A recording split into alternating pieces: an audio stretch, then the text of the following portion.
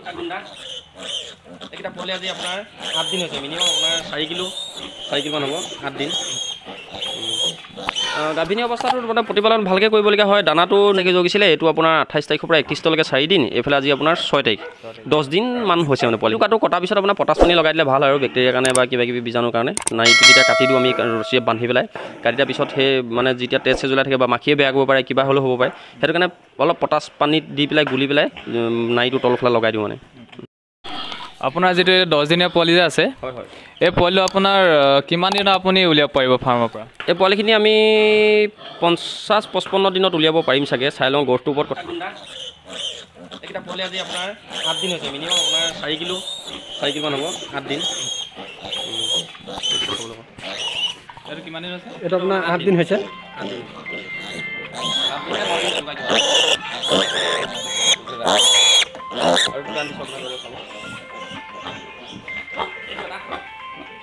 এইটো মতাই হয়, মতা পোৱালি? এইটো মতা পোৱালি হয়, মতা পোৱালি। মতা বেছিয়ে আছে? মতা 9টা আছে মোৰ, মাইকী 4জনী আছে, এইটো মতা হয়।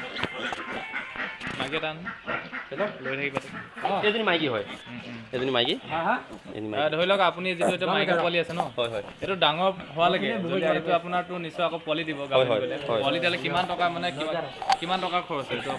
খৰচটো তেনেকৈ ঠিক মই একজেক্টলি উলিওৱা নাই, আপোনাৰ আন্দাজত কওঁ বুলি ক'লে মানে খৰচাত আপোনাৰ মোটামুটি তেহেঁতি জন্ম মানে গাভিনী হোৱালৈকে 6-7 পেকেটমান দানা খাব, অকল যদি ড্ৰাই ফিডটো খুৱায়। বোলে নহয় বোলে মই মিক্সিং কৰি খুৱাওঁ বুলি ক'লে মানে তেতিয়া আপোনাৰ ইমান নাখাব, তেতিয়া 4 পেকেটমান দানা খাবগৈ, তাৰ লগত মিক্সিং কৰি খোৱালে মানে, কাৰণ দানাটো কম পৰিমাণে দিবলগীয়া হ'ব যে, তেতিয়া কমি যাব। তো পোৱালি দিয়ালৈকে মুঠ আপোনাৰ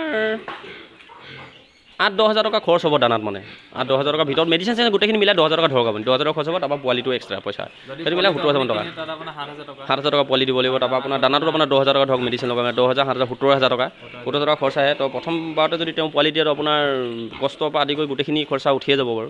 কৰিব লাগে গাভিনী অৱস্থাটো মানে প্ৰতিপালন ভালকৈ কৰিবলগীয়া হয়। দানাটো লিমিট হিচাপে দিব লাগে, যদি দানাটো অধিক পৰিমাণে দিবলগীয়া হয় তেতিয়া আপোনাৰ চৰ্বি বেছি হৈ যায়, চৰ্বি বেছি হোৱাৰ লগে লগে পোৱালিও হয়তো কম পাব পাৰে আপুনি। তাৰপৰা ঠিক আপোনাৰ তাহাঁতৰ জ্বৰ হৈছে নেকি সেইখিনি চাই থাকিবলগীয়া হয়, কাৰণ গাভিনী অৱস্থাত প্ৰেগনেঞ্চি অৱস্থাত যিকোনো মেডিচিন ইউজ কৰিব নোৱাৰে, সেইটো কাৰণে আপোনাৰ সেইটো সময়ত বহুতখিনি চাই থাকিবলগীয়া হয়। মানে জ্বৰ হ'লে মানে বা চৰ্দি হৈছে নেকি বা লেট্ৰিন চেটিন কিবা ঢিলা হৈছে নেকি, কাৰণ সেইখিনি হোৱা আগমুহূৰ্তত নিজে সতৰ্ক থাকিব লাগে। কাৰণ আপোনাৰ নৰ্মেলি এতিয়া প্ৰেগনেঞ্চি নোহোৱা বা খাচী গাহৰিয়ে হওক বা কিছুমান চেউৰী গাহৰি হওক বা তেনেকুৱা গাহৰিবিলাক জ্বৰ হ'লেও কোনো প্ৰব্লেম নাই মানে। এই থাৰ্মোমিটাৰ আছিলে, জুখি পেলাই বোলে জ্বৰ হ'ল, মই পেৰাচিটামল ইনজেকশ্যন বা কিবা আপোনাৰ এণ্টিবায়'টিক কিবা এটা মাৰি পঠিয়াই দিলোঁ, তেতিয়াতো ভাল হৈ যাব, একো টেনশ্যন ল'বলগীয়া নাই বিশেষ। কিন্তু প্ৰেগনেঞ্চি গাহৰিজনীক আপুনি মানে যিকোনো এটা মেডিচিন মানে ইউজ কৰিব নোৱাৰে, বেলেগ গাহৰিক দিয়া মেডিচিন এটা ইউজ কৰিব নোৱাৰে, সেইটো কাৰণে মানে তাহাঁতৰ লগত অকণমান লাগি থাকিবলগীয়া হয় বা চাই থাকিবলগীয়া হয়, প্ৰব্লেমখিনি কিবা আহিছে নেকি সিহঁতৰ ক্ষেত্ৰত, তেনেকুৱা। গাভিনী অৱস্থাত গাহৰি কি ঔষধ প্ৰয়োগ কৰিব লাগে?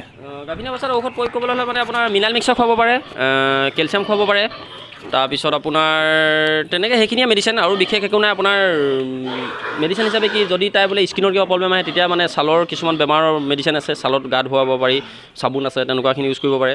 আৰু বিশেষ ইনজেকশ্যন আপোনাৰ এণ্টিবায়'টিক কিছুমান কিবা সৰু সুৰা বেমাৰ হ'লে এণ্টিবায়'টিক মাৰিব পাৰে, প্ৰেগনেঞ্চি চেপৰ যিবিলাক এণ্টিবায়'টিক ইনজেকশ্যন থাকে তেনেকুৱাবিলাক মাৰিব পাৰে, একো প্ৰব্লেম নহয় তেতিয়া মাৰিলে মানে, তেনেকুৱাই। আৰু আপোনাৰ এইটো যিটো পোৱালি আছে, হয় হয়, ধৰি লওক এজনী গাহৰি কিমান দিনত এনে গাভিনী হয়? এই পোৱালি যে ডাঙৰ কৰি কিমান দিনত গাভিনী হ'ব? মানে এই পোৱালিখিনি আপুনি সৰু পোৱালিখিনি কথা সুধিছে? সৰু পোৱালিখিনি আপোনাৰ 8 মাহ মানত মানে তাই গাভিনী হ'বগৈ আৰু, মানে 7 মাহতে কৰ্চ বিচাৰে, হিটত আহে বিচাৰে গাভিনী, কিন্তু তেতিয়া বেয়া অলপ দিলে মানে সৰু হৈ থাকে কাৰণে, সেইটো কাৰণে আপুনি 8 মাহত দিলে মানে ভাল হয় আৰু তেতিয়া পোৱালি গ্ৰথবিলাক ভাল আহিব। এতিয়া এজনী গাহৰি মোৰ পূৰা 8 মাহত মই হিটত কৰ্চ কৰাইছোঁ, মানে সেইজনী গাহৰি এজনী আপোনাৰ এই গোটেইখিনি মই 8 মাহতে কৰ্চ কৰোঁ আৰু।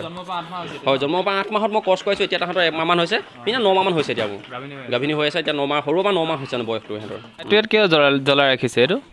পোৱালিখিনি জগাৰ পিছৰ পৰা লাইটটো আমি লগাই থৈ দিছোঁ, কেলৈ মানে ঠাণ্ডা বহুত পৰিছে। পোৱালিখিনি মই আগতো এবাৰ ভিডিঅ'ত আপোনাক কৈছিলোঁ যে সিহঁতক হিটটো বহুত লাগে পোৱালি অৱস্থাত, কাৰণ হিটটো দিলে মানে আপোনাৰ সিহঁতৰ কিছুমান প্ৰব্লেম নাহে, যেনেকৈ আপোনাৰ ডায়েৰিয়া প্ৰব্লেম নাহে বা লেট্ৰিনটো ঢিলা নহয়, জ্বৰ চৰ্দি নহয়। তো পোৱালি অৱস্থাত বহুতখিনি কেয়াৰ ল'বলগীয়া হয়, সেইকাৰণে মই লাইটটো এনি টাইম লগাই থৈ দিওঁ। আৰু তাতে বৰষুণ এনেকুৱা দিছে, বতৰ ইমানে ঠাণ্ডা, তো সেইকাৰণে মই সিহঁতক লাইটটো এনি টাইম লগাই থৈ দিছোঁ। মানে শীতাও দিব পৰা যায়, কিন্তু 200 পৰা ভাল এটা লগাই থ'লেও মানে একো নাই, গৰমটো ধুনীয়া হৈ থাকে বাৰু। সিহঁতি আকৌ মাকৰ গাখীৰটো যেতিয়া খাই বৈ আহি কিনে ইয়াত ধুনীয়াকৈ শুই থাকে, আকৌ ভোক লাগে আকৌ নিজে ওলাই গুচি যায়, নিজে খাইগৈ মানে।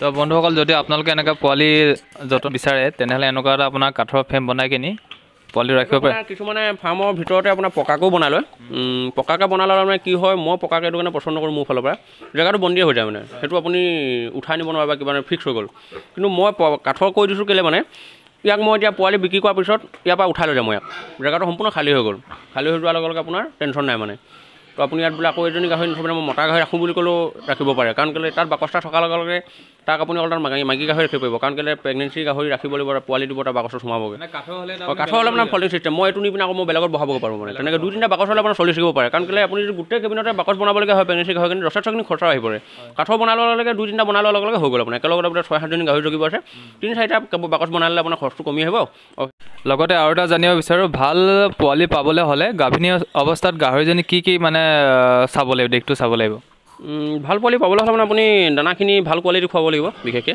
তাৰপৰা আপোনাৰ মিনাৰেল মিক্সাৰ খুৱাব লাগিব কেলছিয়ামো খুৱাব পাৰে আপুনি তাৰপৰা আপোনাৰ ভিটামিন জাতীয় কিছুমান যদি মেডিচিন খুৱায় তেতিয়াও পোৱালি ভাল হয় বেছি প্ৰয়োগ কৰিব নালাগে কাৰণ কেলৈ চৰ্বিটো বেছি হৈ গ'লে মানে পোৱালিৰ ক্ষেত্ৰত অকণ প্ৰব্লেম আহি পৰে তো আপোনাৰ বৰ্তমানটো দেখিছে মোৰ পোৱালিটো মোৰ হিচাপতো ভালেই যেন লাগিছে মোৰ নিজৰ পোৱালি বুলি মই অহংকাৰ কৰা নাই বাৰু পোৱালিখিনি নিশ্চয় ভালেই যেন লাগিছে তো সেই তেনেকৈ আপোনাৰ মিনাৰেল মিক্সাৰ কেলছিয়াম ভিটামিন জাতীয় কিছুমান যদি বস্তু খুৱায় পোৱালি গ্ৰ'থবিলাক